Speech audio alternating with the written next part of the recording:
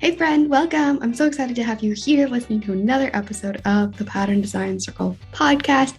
Here we talk all about the ins and outs of designing knit and crochet patterns and running a business that makes it all possible. I'm Jessica, your host, knitting pattern designer, design mentor, and the friend in your ear. Can't wait to dive right in. The Pattern Design Circle podcast is sponsored by the Pattern Design Circle, a membership community for knit and crochet pattern designers that are feeling lost, lonely, or frustrated in their business. It connects you with a supportive community that's always eager to answer your questions and help you through the hard times. And there's loads of resources and activities specifically catered to business and designing. Sound like your jam? Check it out at snickerdoodleknits.com/design-circle. That's snickerdoodle, like the cookie, knits, knits.com/design-circle. All right, let's get into it. Hello, and welcome back to another episode of the Pattern Design Circle podcast. I'm so excited to be here chatting with you once again. And today I have another featured guest designer episode for you. So if you haven't listened to the past featured designer episodes that I've shared, these are replays from Instagram lives that I've posted on Instagram to share more about designers and their creative process, their background, how their other hobbies and interests and passions all play a role in their designs, and really what's brought them to where they are today and what their day looks like now. And so I'm very excited to share with you today Meghan Jones of Little NutMeg Productions. We had a fun chat. Her little one was in the room, and so just a bit of a warning, especially if you have headphones in. The end of the episode got a bit loud. We were like trying to talk over the little one, and anyway, it did get loud, so heads up on that. But it was a really fun discussion. Meghan operates her design business a little bit different than quite a few of the designers that I've featured so far. And so it was really fun to just learn more about she's very creative and has lots of artsy kind of hobbies, and just to understand how that all plays a role together, and what that looks like for her. So I hope you really enjoy this discussion. I hope you find something valuable and inspirational to apply to your own life. And I hope you enjoy. I'll talk to you later. Hello, and welcome to this month's featured designer of the month. So excited to have Meghan Jones with me today as the featured designer. So we'll be talking all about her designing process, behind the scenes, talk about her as a person and all of that as well. I see she's here. Hello, Meghan.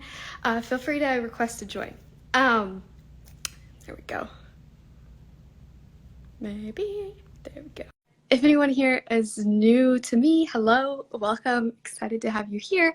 I am Jessica, the knitting pattern designer behind Snickerdoodle Knits, the design coach. Hello. Design coach and mentor behind the Pattern Design Circle. And I'm so excited to have Meghan here. Great to be here. Thanks for having me. Yes. And we have another guest with us too. This is Graham. Hello. Yeah. He's our littlest guy. He's number 4. And he likes to help and he loves art. So we are here and he is coloring nominally. So fun. Excited to have you with us, Graham. You say hi again? Hi. Hi. So Meghan, do you want to give us a quick little introduction to who you are? Yes, I do. And now I'm on the spot and I don't even remember who I am. My name is Meghan Jones. I have been a knitting designer for a long time. Probably 13 years, maybe. I started when our second was pretty small. And I have 4 kids. I have a wonderful husband, a big property, a huge garden. I have a million things I like to do, and I'm basically an artist who uses knitting as one of my mediums. So I feel like I'm not super traditional in a sense with spreadsheets and a love of numbers. That's sort of not my vibe. Yeah, that's who I am. Yes, that's so fun. I love it. Where in the world are you located? We're in Spokane, Washington. Oh, really? Okay, fun. I guess I don't have a cousin there anymore. She's moved back home, but I had a cousin there for a while. It's a pretty nice place to live. I'm originally from Edmonton, Alberta, Canada. But then ended up here, and we're never leaving. We really like it. Good. Yeah, I thought I heard something that sounded Canadian there. So. It's still in there. I have a friend who reminds me on a weekly basis. He's like, "Oh, I heard it." I'm like, "I bet you did." Oh man. Well, I'm excited to have you here. Something else that we have somebody with Canadian flags in the comments. Yay! Sorry. So something that I think is fun to ask is for 3 words to describe you as a person. Goofy. Definitely goofy. I'm silly. Yeah, you're silly. Chicken Chicken nuggies. I'd say creative. Goofy, creative, and probably passionate. I have probably too many things that I'm interested in, and I can't really settle on one, so I just do them all. I'm with you, except for when I started designing, I kind of abandoned everything else, and I've only been knitting. And especially like the last couple of weeks, I'm like feeling this huge urge to like be creative in other ways and stuff now. So it's really fun to chat with you. Oh, good. Maybe this is your sign, just to like branch out a little bit. Yes, I've already had several sides. I actually just purchased a weaving kit to finally do. They're just circular hoops, but some wall weaving things. So I got a notification today that they've shipped. So that will be my first thing. Ooh, mail. Oh, I love mail. Oh my God. So much fun. Yeah. So do you weave? I do. I don't anymore, but I actually did my Bachelor of Fine Arts Mr. Moving my hand. I did my Bachelor of Fine Arts on a computer operated loom. And I also did Japanese wax resist natural dyes called Bokashi. Those are the 2 things that I specialized in. And then I graduated and I got married, and my husband was wounded in Iraq, and we had this tiny baby, and I didn't have any time for like big process things anymore. And so I started knitting. So that's sort of where that started, because I couldn't do big, gigantic patience things like weaving, but I do love it. Yeah. Wow, that's so cool. Okay, I also want to hear more about your whole background in fiber and textiles, because that is a background that most of us designers don't have. Right. I've been working with fabric probably as long as I can remember. My mom's a quilter, so I would help her. I was the ironer. She would run it through the machine and snip it, and I would like grab it and fold it open and iron it as fast as possible and then pass it back to her. And that's the worst part in my opinion. But I love, because you know what, for me it's all about like the product, and I'm a very efficient person, and if something can't be efficient, it kind of breaks me. So the whole part of like I didn't even have to sew it and the sewing is happening, I sort of ate that up. So lots of that. I did tons of like art as a kid, like painting.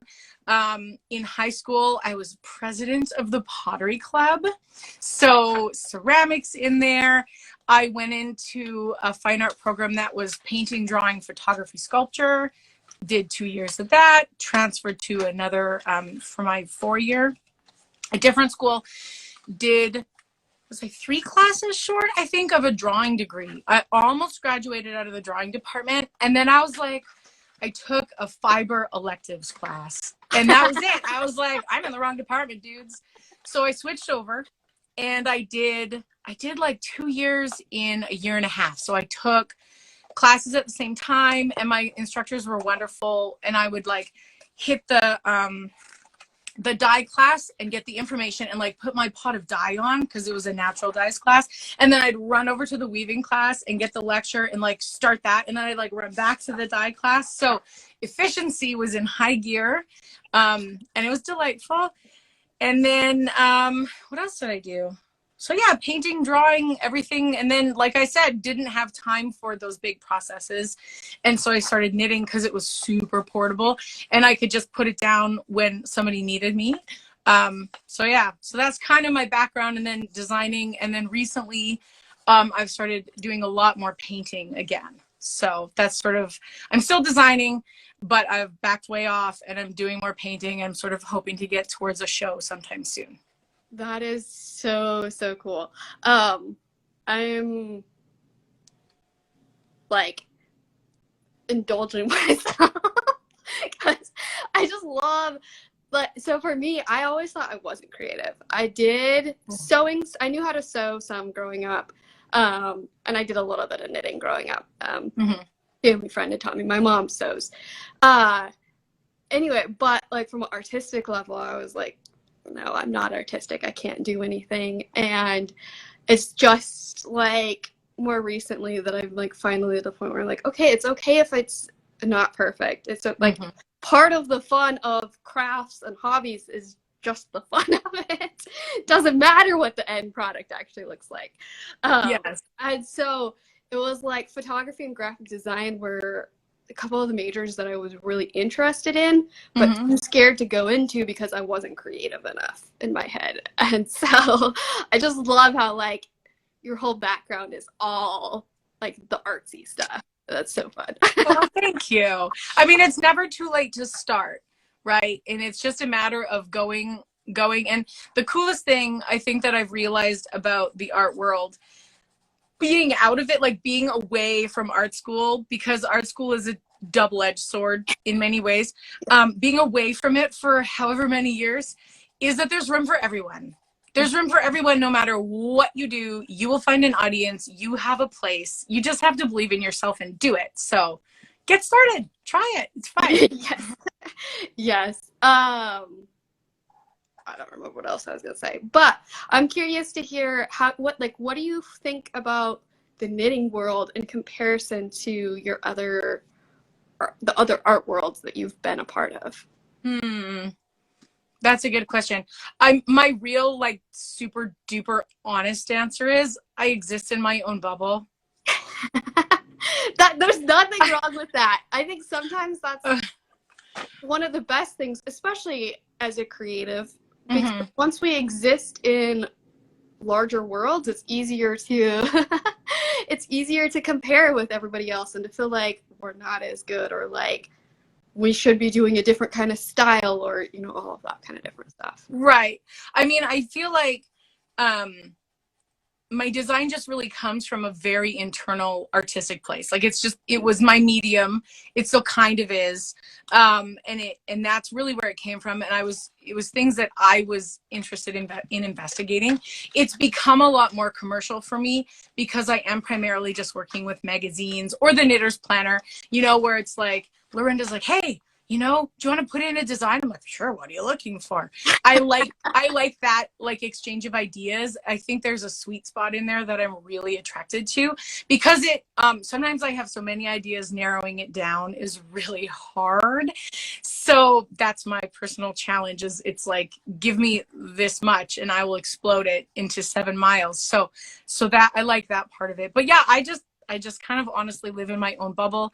I'm terrible at social media. I try super hard to like put stuff out there. But by the time I take the picture and I'm like, I'm going to share this, I'm like, but it's old already. I can't show anybody this. It's already done. Like, and then it's sort of this very fun hamster wheel I live in. But anyway, I make lots of things and I love life. Yay! Yeah. Yes. Yeah. Well, and so I am a business mentor, design coach. I have a design circle for designers and stuff like that. And one of the things that I think is the most important, like I tell other designers, is really what matters is your definition of success. If you're feeling fulfilled in what you do, that's what matters. Agreed. And I definitely went through years where it felt like, well, I have to publish with that publication to be successful. And then that would happen. I'd be like, well, whoopee dang. It's like when your birthday comes around, you're like, it's any other day. Like, you still got to do stuff. And it was really, I am thankful to certain publications because I do love publishing with them. And then the same kind of thing, like when I published my book, I was like, publish a book. And then it was done and I was like, okay, it's done, whatever. So it is that realization of like, just be creative, just like keep putting it out there. And then you look behind you and you're like, wow, damn, I've done a lot of things. Oh, well, I'm busy. Let's go do something else, you know? I don't know. Yes, I love that. So how did you kind of told us how you got into knitting. How did you then get into designing? I got bored. I got bored of trying to find the pattern for what I wanted, and I just started tweaking the patterns that I have to make them into what I wanted. And like I said, I'm not super at math. I'm not the person who's like, I'm just not great at it. I'm just not, and that's okay. And I actually hilariously, so like a lot of designers use Excel spreadsheets. I like, so this is how my patterns happen. I write them down with pencil and that's how I do it. And I have, quadrille paper and but yeah, I was just tweaking patterns that I liked, exchanging charts, moving from there, that kind of thing. That's just how it started. Hey, Mom. Hey, Yum. I actually really like wildlife. Okay, hon. He actually really likes wildlife. Isn't that super? Cool. Another marker. Fun. Okay, so then I also want to know, how did you get into third-party publishing? Okay. I sent off a proposal to Interweave Knits. It was my jellyfish bag. It was ages ago. Was it 2000? I don't even know. I don't remember. But it was the very first proposal I ever sent off, and it was accepted. And it was kind of a magic moment. It was one of those, like, a sign from the universe. You should probably pursue this because it doesn't happen to anybody a lot. And so that was it. I just sort of got into that. I was really lucky with the first 2 years of my associate's art degree, my associates of art. The school that I went to was super intense on professional practices. And so things like being able to speak about your work, being able to put together a proposal, being well read, being literate, being on time, deadlines are not suggestions, that kinds of thing. All the things that your traditional sort of flaky artist really has a hard time with. It was just sort of drilled into us. Like, if you're going to make this your business, you better treat it like a business. And so I do credit them a lot for that first proposal, because I didn't know what I was doing, but that proposal was amazing. And they said yes. And then I just was like, well, now I got to figure this out. And I did. So, Yeah, that's so fun. And then you loved it, posted lots more of it.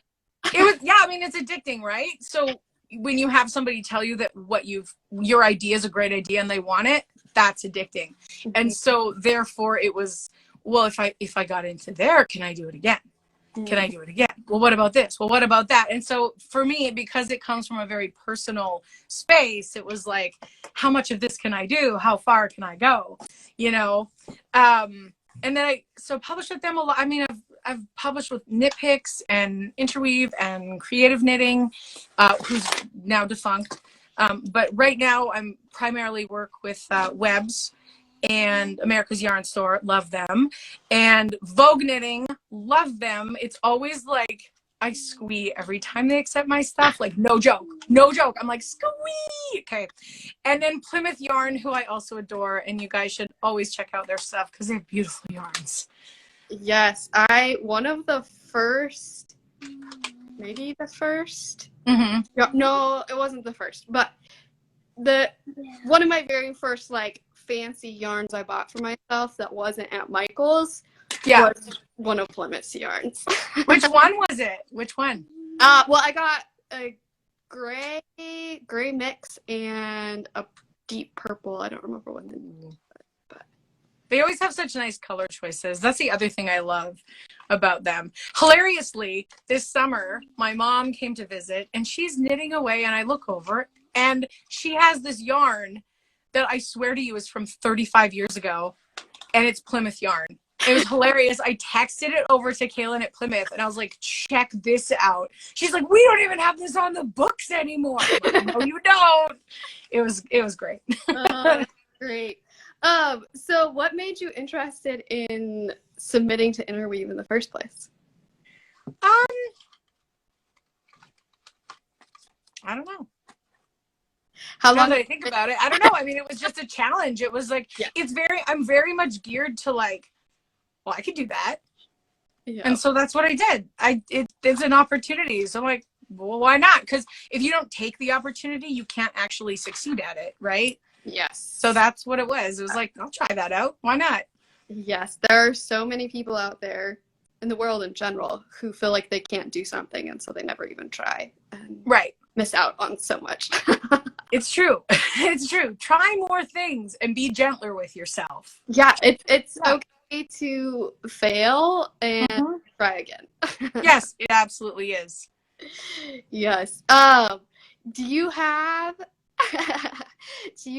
your first, you had mentioned your first design for Vogue was one of your favorites. I don't, because we don't get those back. You don't get them back. No, but I pulled out, so I don't have that one, and I don't have the sample for Yes. Knitter's Planner because we don't get those back. Or I do get them back, but I don't get that back yet. I took out a selection of sort of delightful textural fall things, if you wanted to see them. Sure. Do you want to tell us a little bit about the Perea one, since you Oh, sure. favorite? Yeah, I probably could have gotten the magazine out, but you'll just have to imagine it. Yeah. Because forethought and planning, whatever. Yeah, it was fun.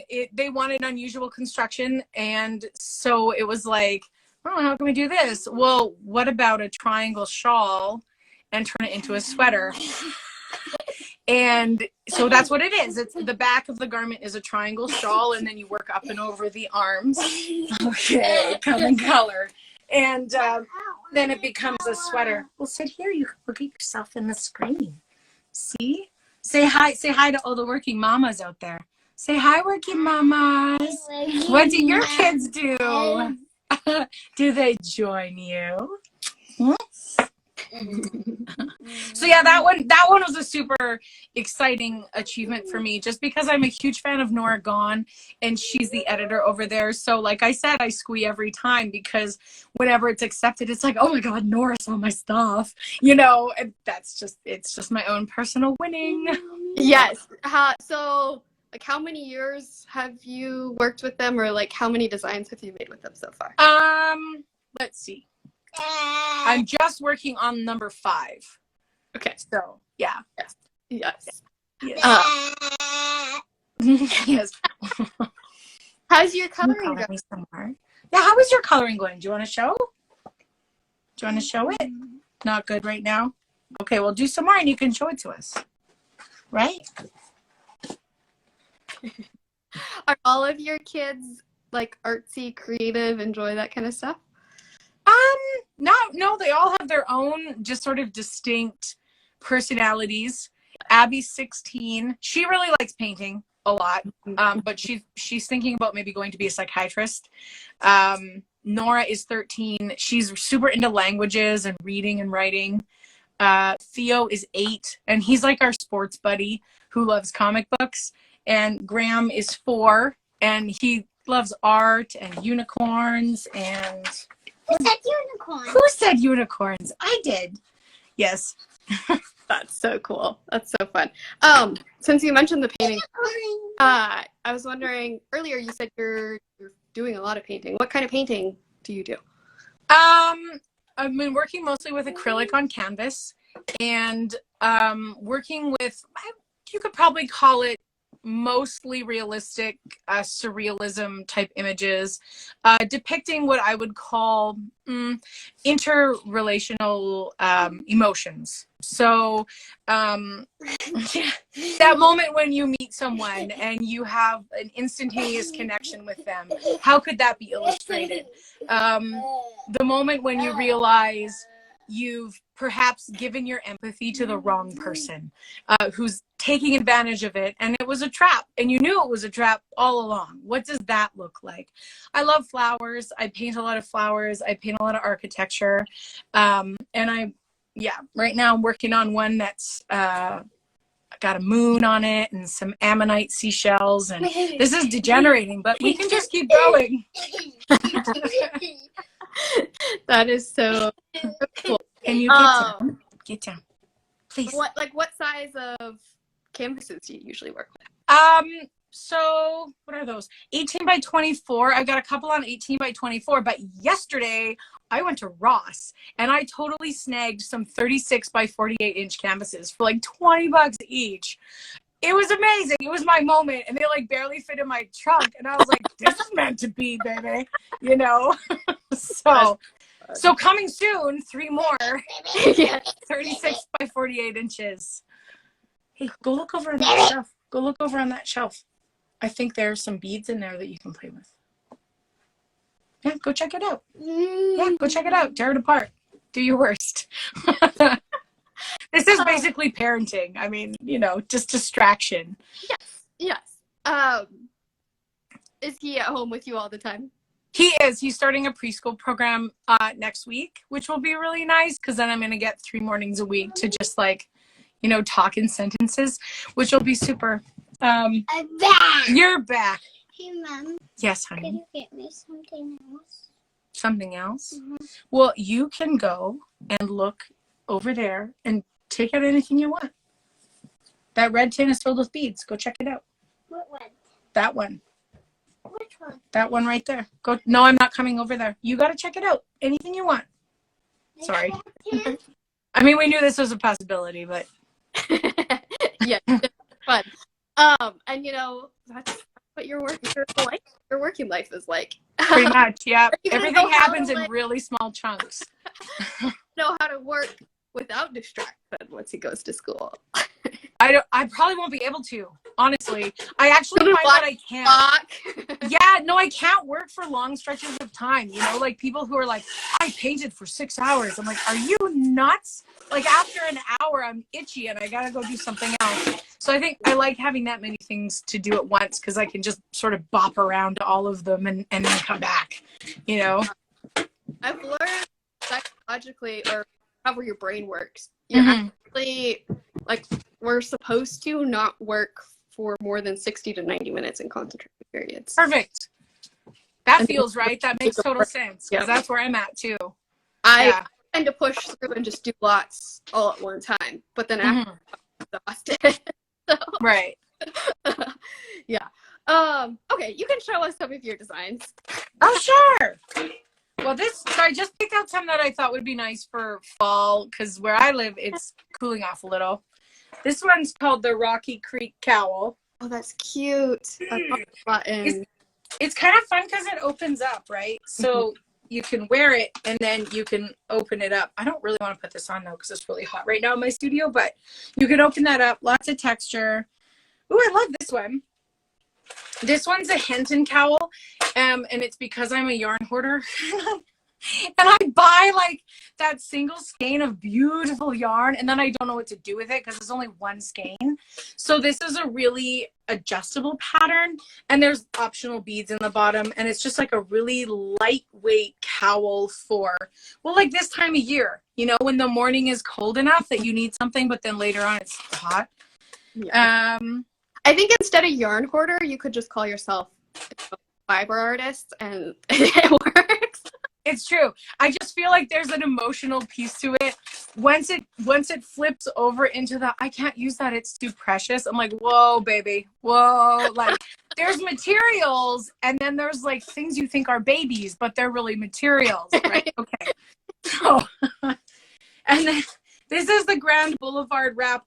always just really liked this one. It's asymmetry, simple texture, little lace and cables on there. I don't know. That's sort of something I particularly enjoy in the fall. And then this one, this was published with Interweave originally. This is a Genesee mountain poncho. And I really like this one because I really manipulated the cable pattern. Like I took, can you see what I'm doing? Yes. Yeah. I took this cable pattern, but then I put sort of two together because I wanted it to look like trees and like knots in the forest and stuff. So yeah, those are the 4 I took out. I mean, there's oodles. If you're a designer, you know about the oodles of samples you end up owning, and then you don't want to use because you're like, what if I wreck it? Yes. So, And then yes.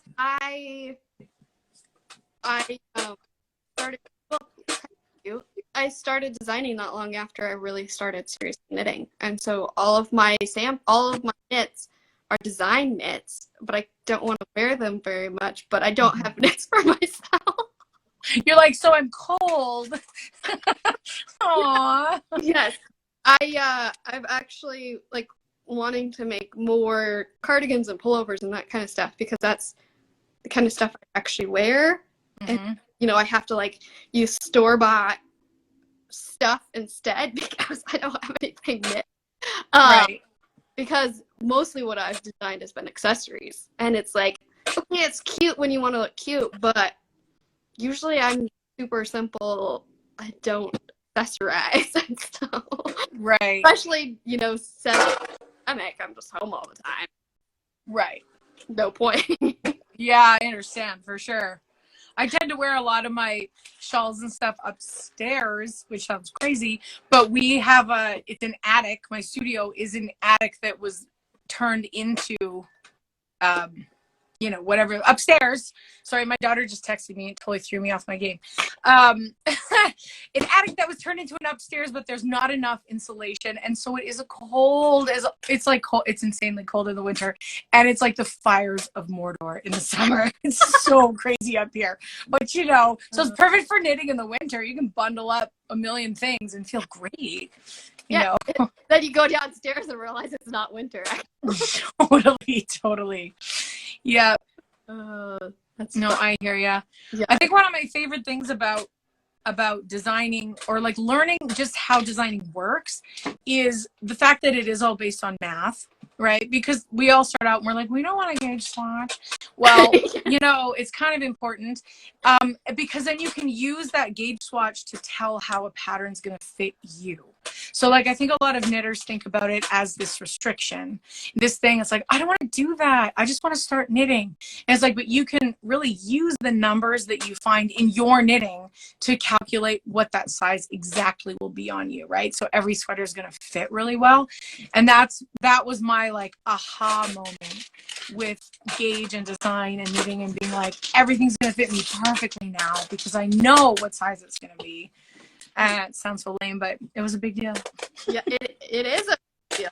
It's I find especially that I'm a very loose knitter, and so gauge is really, really, really important because if I pick up somebody else's pattern, I'm not gonna get gauge with the needles they say. Yeah, I hear ya. I don't like watching for other people's designs. So. Right. I had my best friend for a while was doing some sample knitting for me, and she's a way tighter knitter than I am. And so, yeah, we totally ran into that with like, Kate, knit this sample, but you have to go up like 2 needle sizes. Are you sure? Yeah, definitely. Try it on 2 and make sure to swatch it. Yeah, it was hilarious. Yeah. The amazing thing though about being the designer is that you get to do the swatch first, base your math off of the swatch, and just continue instead of making match somebody else's game. Yeah, there's freedom there. Yes, I 100%, and I adore that part. So, we have a cat on the premises now, so we'll see how that goes. A cat and a preschooler. Hey, kitty. Hello. Want to come up and say hi to everybody? Say hello. There. This is Bean. Hi, Bean. Oh, all right. Get down. Don't cause trouble. Oh, I was going to ask, so what does your design process look like, and has it changed a lot over the past 13 years of designing? Yeah, I'd say so. I definitely, when I first started, it was a lot of trial and error. It was a lot of knitting, ripping. That's not very efficient. And so it turned very much into writing the pattern ahead of time.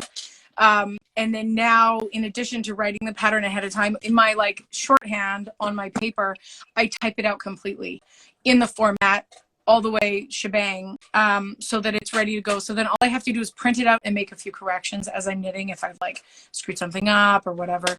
I am super spatial, visual oriented person, and I can just knit the whole thing in my head. Like I know how it's going to go together. I can start from the beginning. I can interchange pieces. I'm terrible at math, but my superpower is I can knit it in my head, and so I can win that way.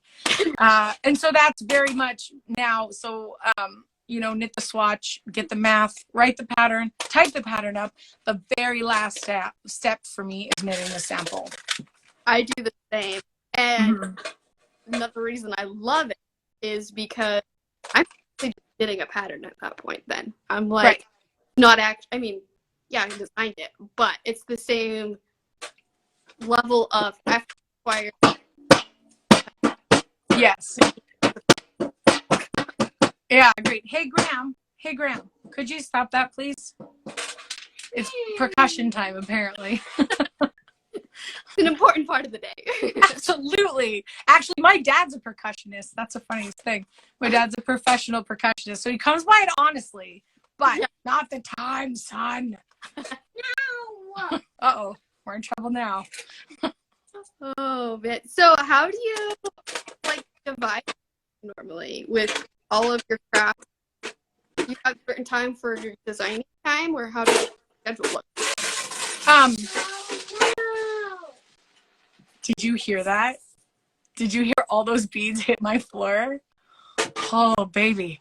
Well, I know what my time is going to be after this video. I'll tell you that right now, for real. And I know that my daughter, Nora, is watching this video right now because the Instagram tells me so. Hey, Nora, I got a job for you after school, baby.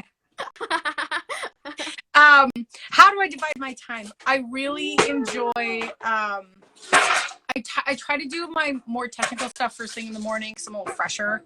Then my husband is medically retired, military, but so he's home. So he'll sort of hang out with Mr. Dude over there for an hour and a half or so, and I'll get that really technical stuff done in the morning. And then maybe I'll paint for an hour. If it's springtime, I'll go out and garden. I love gardening. I usually knit after dinner. So like afternoon is normally like chores and errands and bus and cooking food and whatever. After dinner, I will do my yoga and my weightlifting, and then after that, I will knit before bed. So that's sort of my magical life. And in there's 4 children and 3 cats and 2 dogs and 6 chickens and yeah. I love that. Yeah, so like part of my whole, all right, I want to be more creative, artistic outside of designing stuff is I've created a time block towards nice working day. This is creative time. Yep. Yes. Okay, one more question about knitting. Designing stuff. How do you self-published now versus third-party published? I have no idea. I don't know. I haven't counted. I do know that I haven't put out a self-published pattern that wasn't a re-release from a magazine in a number of years. Probably 4 years, maybe 5. It wasn't worth it. It wasn't, my business plan is not geared enough towards, like I said, the social media, the taking photos, the building the hype, the blah, blah, blah. I'm terrible at it. It's super inauthentic to me because I just have to force myself to do it. And then I feel like people can feel that I'm forcing myself to do it. And so the best choice for me is just the third-party publishing, and then I get that feedback of like, oh, you have that idea? What do you think about my idea? And then they're like, we love your idea. I'm like, oh my God, you love my idea. Okay, I'm gonna make my idea really, really good for you. You know, and then it's done in like that emotional, I don't want to say transaction, but like interaction is what I thrive on. And I don't really get that from social media because I just find it stressful. I just do. Anytime I post something that gets really popular, it makes me anxious. And I'm like, this is not my happy place. So third party it is for Meghan. That's what we do. Yeah. Yeah, it's interesting. So the Knitter's Planner is the only third-party publisher so far. Okay. And Stop it. before, I was super hesitant about it. Like, I didn't think I'd actually enjoy it because to me, it was like working with a big company and it's like there's going to be no interaction. It's just like I make this thing, hand it over, and it's No. But I, of course, realized it's totally different. It is a lot of fun back and forth. Right. It's in the design phase when you get the back and forth too. And yeah, I really enjoyed it. Well, and you lucked out with a deeply, deeply authentic, personal, wonderful owner named Lorinda Davis, who's fantastic. You got really lucky with your first one because there are some companies that are way less personal, but like she's one of the winners. She's a keeper. Always apply. Yeah, we love her. Yes. And I guess we haven't said explicitly, but we're both in the 2023 Knitter's Planner. So if you purchase the Knitter's Planner, you will see a pattern from each of us in it. It's true. The planners are beautiful too. I mean, they have so much space in them. They have spots for design ideas and keeping track of your projects. If you're one of those, keep tracker kind of people, they have lots of space. If you like to maybe draw in your planner a little more than you plan things in it, like some of us, there's lots of space for that too. You have an older version? I do, yeah. There?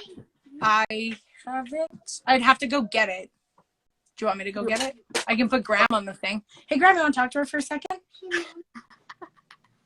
I want to. Okay, you want to. You talk to her. I'll go get it. Hey, Graham. Good evening, Jojo. You having fun? Yeah? What are you up to today? I love you.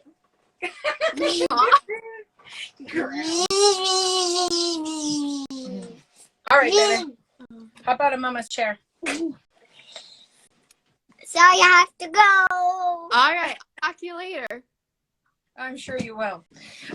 So this is the older cover. They don't have this cover anymore, but it's just beautiful. It's got, that was my design from last year, and beautiful month marker divider things, and the patterns are in the back here. So that's the pinwheel cardigan from last year. That one was mine. What else we got in here? Projects. Oh, Karina, her beautiful hat. Karina's one of my favorite people. Karina Ferguson. If you don't know her, Craft Star Studios. She's fantastic. Jen Lucas did a beautiful shawl here as well. And then I think I missed Angela's. Let's see. These are all my TNNA peeps. Angela did a beautiful cowl in there, and all these patterns have been returned to us, so you can find them on Ravelry. I'm sure you can. Cadence Lollipop cowl, Orsina hat, and Quiet Waves shawl. And then mine was the pinwheel cardigan. So yeah, it's just a really fun it's a really fun project to be a part of. And oh, look at this. So projects at a glance. So if you like to keep track of your projects in the back with this kind of, obviously some of us not super into that, but that's okay. I have these nice blank pages I can draw in if I want to. Here's another one. Project planner. You can put in pictures in here. It's got all this info. It's got graph paper. I'll totally use this graph paper for sure. not really a joiner. I try really hard, but anyway, I started doing my own thing. Like I said, I'm in my little bubble. It's where I like to live. Yes, that's so fun. Yeah, I think the 2020 is available now. Yes, it is. And there's new covers, and they're so nice. There's one with flowers on it, and there's an orange one, like a beautiful, if you're a pumpkin spice kind of fan, there's that color. And there's one other one that was really nice, too. Oh, yeah, little yarn balls. Yes. So which? Yeah, super colorful. And then sort of the more standard ones. There's like a gold one that's knitting and a blue one that's knitting. What you can't see is he just threw a mannequin foot down the stairs. So that happened. Oh, here's the other one. Dun, dun, dun, dun. Here, go knock yourself out. Never a dull moment over here. There's the other one. Which cover did you choose for this year's planner? The flowers. Yeah. I chose the flowers. It was. What about you? I did the stripes, but I had a terrible time choosing. It was hard. I chose the stripes for. I got the design book last year, and I had the stripes on it. It was really nice. They're super classy. Graham, no more throwing stuff down the stairs, please. I saw. Please stop. He's my wild child. I don't know. Fourth kids are like something else. Yeah. So, house knitting design you talk about? Otherwise, I'm going to go to the gardening chat. I don't know. I'm feeling a little distracted. I think you should try knitting design if you want to. If you're into it, if you're interested, give it a try. Don't assume that you know anything and do lots of research. Read patterns like books, and look up, Kate Atherley has a really good book on how to write knitting designs. That'd be a good one. So now he's got the mannequin feet on his hands. So anyway, yep. Okay, so we talked about like your crafty hobbies. You also do a lot of other stuff. Briefly mentioned. It sounds like part of your life. Pardon me? Sounds like Yeah. Oh, you're cutting out. Oh.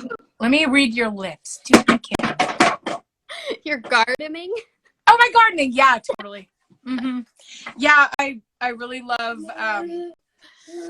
I'm a little bit of a geek. Like, I don't want to unload on you, but I'm definitely into like at least 2 different kinds of composting, and I know lots about soil structure and no-till gardening and worms, and grow lots and lots of food. And I have a cabbage and bean tattoo on my arm because I love them so much. We have chickens, and yeah. So I think if we would all be a little healthier if we were maybe a little closer to our own food sources, and you can taste sunshine in food. And so I think it's super important to do that. Yes, and you really love cooking. You grow. Yes, exactly. No, stop that. Okay. We might have to call this off. This is beyond. This is beyond what it normally is. But we could do it again sometime if you want without him. Sounds good. Thanks for joining. Do you want to share where folks can find you online? Oh, yeah. Little NutMegProductions.com. That's my website. I'm on Instagram, Meghan Jones at LNMP. I'm on Facebook, Little NutMeg Productions, knitwear designed by Meghan Jones. I'm on Ravelry as anything but snow. And it's been a long time since I had to list those off and not just like drag and drop them. And it was really hard to do, actually. Well, so fun. Thank you so much. Yeah, thank you for putting up with us. Talk to you and Graham later. Bye. Wow. Thanks so much for listening to this episode. If you found it valuable, please share the podcast with a designer friend. And if you have a minute, leave a review. It's so helpful for me and means the world to me. Chat soon.